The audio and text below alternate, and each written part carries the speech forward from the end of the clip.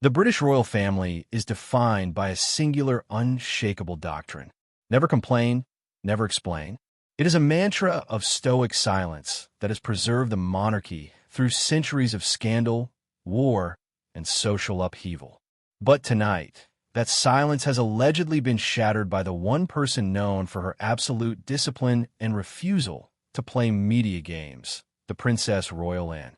Reports emerging from the inner circles of Buckingham Palace suggest that a decade-long dam has finally burst. Following the circulation of highly controversial images involving Meghan Markle and elite Mediterranean social circles dated long before her royal entry, Princess Anne has reportedly delivered a message to the family that is as brutal as it is devastating. Her words whispered behind closed doors, but now echoing through the halls of power, were simple. The dossier exists, and we try to tell him. Breaking news tonight suggests that these shocking revelations are not news to the palace at all. Insiders claim that Princess Anne has confirmed the existence of a classified security vetting report from 2016, a document compiled by British intelligence that flagged the exact same strategic social placements and high-level Gulf connections the world is only now beginning to question. For years, Prince Harry accused his family of paranoia. He claimed they were blocking his happiness out of prejudice or tradition. But today, sources describe a man paralyzed by a terrifying realization in his Montecito home. He is beginning to understand that when his aunt warned him, she wasn't being cruel, she was being accurate. Tonight, we go beyond the headlines to open what insiders call the Anne Files. We will uncover why the Princess Royal reportedly refused to bend the knee to the narrative, what was truly hidden in the intelligence report handed to Harry before the wedding, and why the impossible math of the past was solved by the palace years ago. The warning was ignored, but the consequences have finally arrived. To understand the weight of the tears falling in Montecito tonight, we must travel back to the eye of the storm. Autumn 2016. When Prince Harry first began dating Meghan Markle, the machinery of the British state began its work.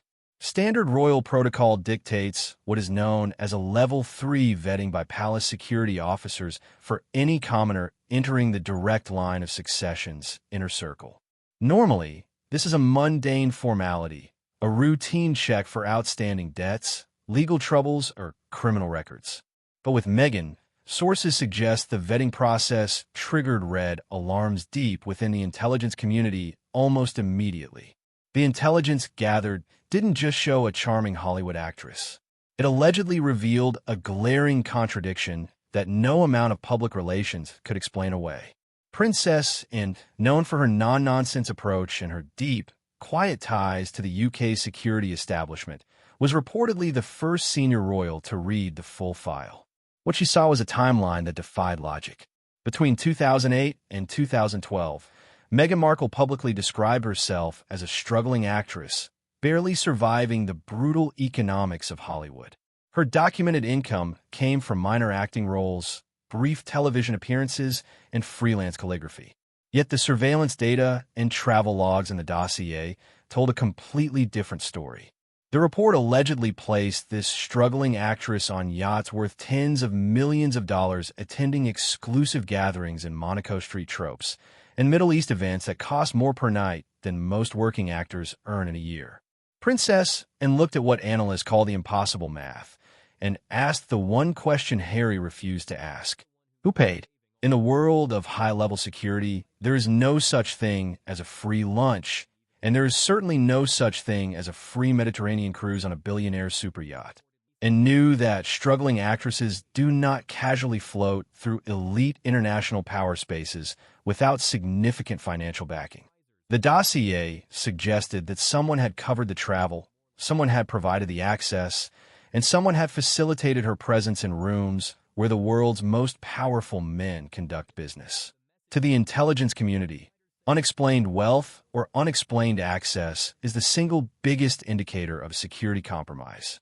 Princess Anne reportedly viewed this not as a matter of class, but as a matter of sovereignty. If a future member of the royal family entered the institution with invisible debts to foreign entities or offshore power brokers, the monarchy itself could be compromised. This was the foundation of the confrontation that would change the relationship between aunt and nephew forever. And wasn't looking at a bride. She was looking at a security file that didn't add up. And as we are about to see, the more Harry tried to hide the report, the more the report began to manifest in reality. Princess Anne didn't need a crystal ball to predict the complications that would eventually befall the House of Windsor. She simply needed a calculator. While Prince Harry was captivated by a whirlwind romance, the palace quarters under Anne's watchful eye were reportedly focused on the impossible math of Meghan Markle's pre-royal life. To understand why the 2016 dossier was so explosive, we have to look at the financial forensics that allegedly triggered the MI6 red flags. The timeline in question is highly specific, 2008 to 2012. During these exact years, the public narrative presented to the world was that of a struggling actress, a hustler navigating the unforgiving terrain of Hollywood. Her official resume from this period lists minor acting roles, brief television appearances as a briefcase girl, and various pilots that never saw the light of day. In the brutal economics of Los Angeles, this profile describes a working-class actor, someone worrying about rent, health insurance, and the next audition. And yet, the Saudi dossier and the intelligence logs tell a story of a lifestyle that even A-list movie stars would hesitate to fund out of their own pockets. The surveillance data allegedly placed her in environments that were entirely inconsistent with her documented income. We are talking about private villas in Tuscany, high-stakes environments in Monaco, and the now infamous Mediterranean yacht circuit. This is where the story stops being about celebrity gossip and starts becoming a matter of national security. Let's ask the question plainly, just as Princess Anne reportedly did. Who paid? The math simply does not add up. Cable television residuals and freelance calligraphy do not fund summers in Porto Cervo. They do not bankroll the wardrobes required for elite international power spaces. Struggling actresses do not casually float through these circles without significant financial backing. In the eyes of British intelligence, unexplained wealth or unexplained access is the single greatest indicator of a security compromise. It suggests that an individual may be beholden to a benefactor whose interests are not aligned with the state. The dossier allegedly concluded that this wasn't a case of a girl simply getting lucky with a few invitations. The pattern spanned years and continents. This implies that what was received wasn't just hospitality. It was support. It wasn't just an opportunity.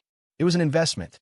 This is the terrifying reality that Princess Anne reportedly tried to explain to her nephew. When you see this level of investment from Gulf-connected elites and offshore power brokers, you must ask what the return on that investment is supposed to be. In the world of the ultra-wealthy, power never gives without expecting something in return. And understood the transaction. She suspected that Meghan wasn't just a guest on those yachts. She was a beneficiary of a system where access is the ultimate currency. To Harry, she was a self-made woman who had overcome the odds. To the palace, she was a woman potentially walking into the royal family with a massive invisible debt owed to foreign oligarchs. A debt that could be called in at any time. If the Mediterranean yachts were the stage, then intelligence analysts began to look for the director. For years, the mainstream media has painted Marcus Anderson merely as Meghan's best friend or a global consultant for the Soho House empire. However, in the classified pages of the 2016 vetting report, his role is allegedly viewed through a much darker lens. Sources claim that Princess Anne and the security team identified him not as a mere companion, but as a handler. To understand this distinction, we must look at the pivotal year of 2015, the year before Meghan met Harry. While the world thought she was simply a lead on the show, Suits intelligence reports suggest she was attending what some call the graduation ceremony of her social climbing career, the grand opening of Soho House, Istanbul. Istanbul sits at the literal and metaphorical crossroads of East and West. For the strategic social placement of an individual, it is the ultimate bridge between Hollywood obscurity and global power. It was here amidst the rooftop parties overlooking the Bosphorus that the connections mentioned in the Saudi dossier allegedly reached their peak. Sources whisper that Soho House Istanbul wasn't just a club opening. It was a marketplace of influence. Marcus Anderson, the global membership director, allegedly curated the guest list to ensure that talent mixed with capital. The dossier likely flagged that it was within these environments that Meghan was introduced to a specific network of Middle Eastern financiers and Gulf power brokers. In the world of intelligence, these are known as cultivated environments. You're not brought into these rooms by accident. You're brought in because someone believes you can serve a function socially, relationally, or strategically. This recontextualizes the entire origin story of the Sussex romance. We were told they met on a blind date in London, a serendipitous moment orchestrated by a mutual friend. But if we accept the premise of the security dossier, this wasn't a romantic setup. It was a placement. The theory suggests that Marcus Anderson didn't just introduce two single people. He allegedly executed a long-term strategy. He took a candidate who had spent years navigating elite transactional power spaces, someone who understood the hierarchy and knew how to read a room, and placed her directly in the path of the most vulnerable target in the British monarchy, the heir to the throne. Why does this leave Harry speechless today? Because it forces him to confront a devastating possibility that the very woman he thought he was saving had been professionally trained to charm him. The skills he admired, her intense listening, her ability to mirror his desires, her poise in high-pressure social situations were not just natural traits. They were, according to the dossier's theory, perfected during those years on the Mediterranean circuit and the nights in Istanbul.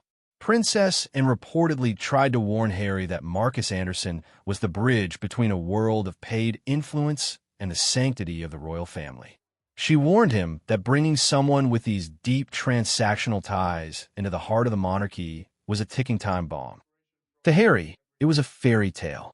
To Princess, it was a breach of the perimeter. She saw that the blind date was the final step in a decade-long journey of strategic placement. And the proof wasn't just in the reports. It was about to be worn for the entire world to see. We have discussed the shadow manifests, the Istanbul connections, and the impossible math of a struggling actress's lifestyle. But skeptics, and perhaps Prince Harry himself back in 2016, might argue that rumors of yacht circuits and elite networking are just that, rumors. They are whispers in the dark, difficult to prove, and easy to dismiss as palace gossip. However, Princess allegedly pointed to one specific item in the Saudi dossier that transformed these whispers into hard, undeniable evidence. The proof hasn't been hidden in a vault. It has been dangling from the Duchess of Sussex's ears for years. It's time to talk about the Chopard earrings. This is the chapter of the story that turns theoretical intelligence into physical reality. Officially, these stunning chandelier diamonds worth an estimated £500,000 were described as a wedding gift. But in the world of high-stakes diplomacy and intelligence, gifts of this magnitude are never just gifts. When you look at the identity of the donor, the narrative of the innocent Hollywood outsider completely collapses. The donor was not a family friend. It was not a Hollywood producer or a lifelong mentor. It was Crown Prince Mohammed bin Salman, the absolute ruler of Saudi Arabia. Let's apply the brutal logic of the 2016 dossier that Princess reportedly showed Harry. Why would one of the most powerful men on the planet, a man who sits at the pinnacle of global geopolitics, send a £500,000 personal gift to a former American cable TV actress he had supposedly never met? In the world of the Gulf elite, you do not give diamonds of that magnitude to a stranger. You give them to individuals who have been vetted, hosted, and perhaps, as the dossier suggests, employed within your social sphere. Intelligence analysts who have reviewed the profile of this gift suggest it fits a very specific and chilling pattern, the severance package. In the world of strategic social placement, when a regular presence in elite circles moves on to a permanent marriage, especially one of this global profile, the previous patrons often send a final high-value gift. It is a golden handshake. It is a thank you for years of discretion, attendance, and service within those closed invitation-only networking vessels. The dossier reportedly argued that these earrings were the return on investment that Princess had warned Harry about. They were a signal that the accounts were settled, but also a reminder of who had facilitated her rise. The horror inside Buckingham Palace reached a breaking point in 2018 during what is now known as the Blood Diamond controversy. Meghan famously wore these earrings to a state dinner in Fiji just weeks after the brutal murder of journalist Jamal Khashoggi, a crime the international community linked directly to the Crown Prince. Palace aides reportedly begged her not to wear them, fearing the catastrophic optics. But Princess allegedly saw something much deeper than a PR blunder by wearing those diamonds against the explicit advice of the Crown. Meghan wasn't just being defiant. She was signaling her true loyalties. To Anne, it was a brazen display. It proved that the Saudi connection wasn't just ancient history.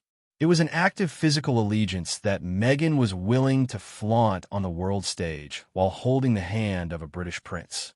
To Harry, she claimed she had borrowed them. But to Princess Anne, who had read the reports on the Istanbul connection and the Mediterranean manifests, the earrings were the smoking gun.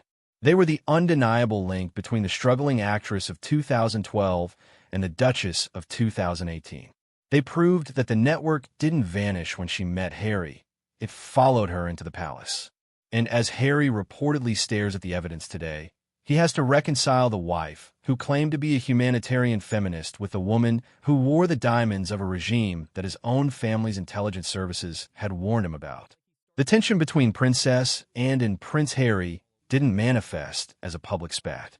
It was a cold, quiet war of perspective.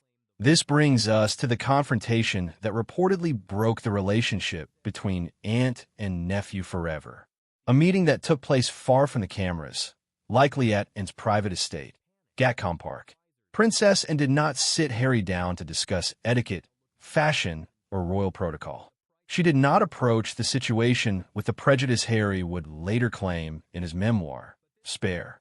According to palace insiders, she sat him down to talk about one thing: security risk. She reportedly laid the 2016 dossier on the table, the culmination of MI6 vetting and financial forensics. She pointed to the term used by intelligence analysts to describe Meghan's pre-royal activities, strategic social placement, and warned him that the woman he loved fit a very specific professional profile. She explained that in the circles Meghan had frequented, individuals are not brought in by luck. They are brought in because they serve a function socially, relationally, or reputationally. Anne's warning was chillingly precise. She reportedly told him, "She hasn't just been dating Harry. She has been kept, and people don't keep you around in these circles unless you are useful." This was the prince's dilemma. Harry, blinded by what he believed was a destiny to save a victim of the British press, viewed the dossier not as protection, but as an insult. He saw a woman being persecuted for her past, and saw a beneficiary of a shadow market entering the heart of the British state. Harry's reaction was famously defensive. He reportedly accused his aunt of being cold and stuck in the past. He chose to bury the report. He ignored the receipts that proved her presence on the closed vessels of the Gulf elite. He chose to believe the struggling actress narrative because it fueled his hero complex. He wanted to be the knight in shining armor who rescued the damsel in distress, never realizing that the distress was a carefully curated backstory designed to appeal to his specific vulnerabilities, and reportedly warned him that by ignoring this vetting, he was walking directly into a trap. She saw that Meghan wasn't an outsider stumbling into the monarchy. She was a woman who understood social hierarchy better than Harry did, having served it in its most transactional forms for a decade. To Harry, the mantra was, "What Meghan wants, Meghan gets." And the reality was what the dossier says the dossier proves. This confrontation was the moment the Spare truly separated himself from the family. He didn't just choose a wife. He chose to reject the institutional intelligence that had protected the crown for centuries. He viewed Anne's logic as an attack on his happiness. But as he sits in Montecito today, looking at the newly leaked images that match the 2016 files perfectly, he has to face the most bitter truth of his life. Princess Anne wasn't trying to ruin his fairy tale. She was trying to prevent his destruction. She saw the invisible debt he refused to see, and she knew that eventually the people who had invested in the Duchess would come to collect. Harry thought he was the one doing the saving, but the dossier suggested he was actually the exit strategy. The hero complex has now turned into a terrifying realization. The aunt he rejected was the only one who told him the truth. In ancient Greek tragedy, there's a concept called anagnoresis.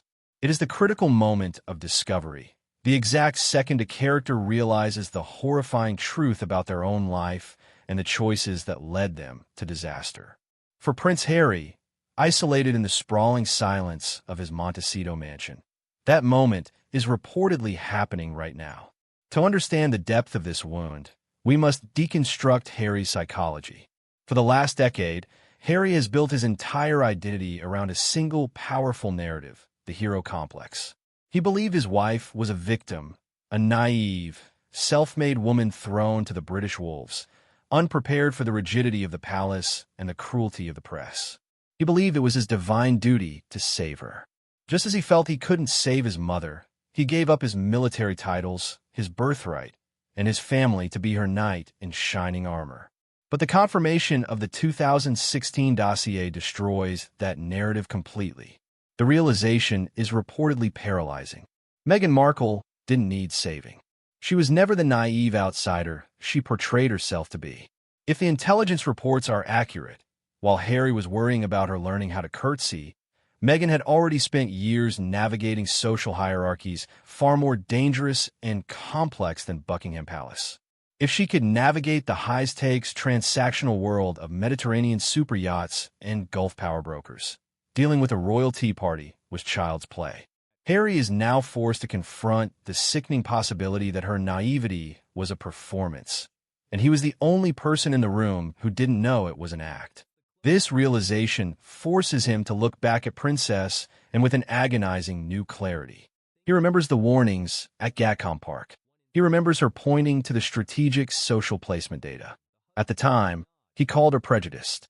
He wrote in his memoir about the coldness of his family, painting them as villains who refused to accept his love.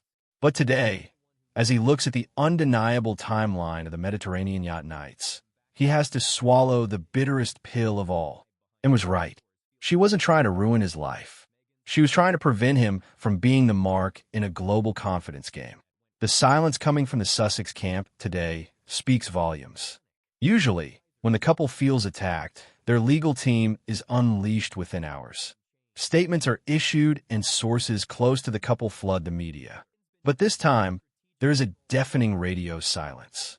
Harry knows what that silence means. It means the shadow manifests are real. It means the impossible math of the past has been solved, and there is no defense because the evidence is authentic. He is now trapped in the prince's dilemma. He has burned every bridge back to London. He publicly humiliated the very people and William and Charles who held the intelligence reports that could have protected him. He realizes now that he wasn't the rebel breaking free from a cage. He was a useful idiot. The final transaction in a decade-long business plan orchestrated by shadow handlers and funded by the very elite circles he claims to despise. He thought he was the love of her life, but the dossier suggests he was simply the exit strategy. The hero has become the victim, and the aunt he rejected stands vindicated by history. As the curtain falls on this royal tragedy, we are left with a lesson that extends far beyond the gates of Buckingham Palace. The story of the 2016 dossier is not just about a scandal. It is a brutal study in the difference between cruelty and wisdom. In life, we often mistake the people who warn us for our enemies. We reject hard truths because they hurt our ego, and we embrace comforting lies because they feed our fantasies. Prince Harry wanted to believe in a fairy tale so badly that he demonized the only person, Princess Anne, who loved him enough to give him the reality check he desperately needed. He thought she was blocking his happiness. In truth, she was trying to block his destruction. From our perspective here, this is the ultimate tragedy of despair. Harry spent years fighting for freedom from the royal goldfish bowl, only to realize he may have traded it for a shark tank. The royal family has stayed silent, not because they are weak, but because they knew that eventually the truth would do the talking for them. Today, that silence is deafening. The The protection is over. The dossier is open. Now, I hand the gavel over to you, the jury of public opinion. This story raises a haunting question about redemption.